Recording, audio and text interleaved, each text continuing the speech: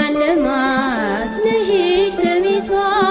ፍቅሯ ልዩ ነው ደግነቷ እናቴ አርሴማ ሰማዕቷ ፍቅሯ ልዩ ነው ደግነቷ እናቴ አርሴማ ሰማዕቷ ተባረኩኝ ጠራኝ ጸሎቷ ልሳለማት ልሂድ ከቤቷ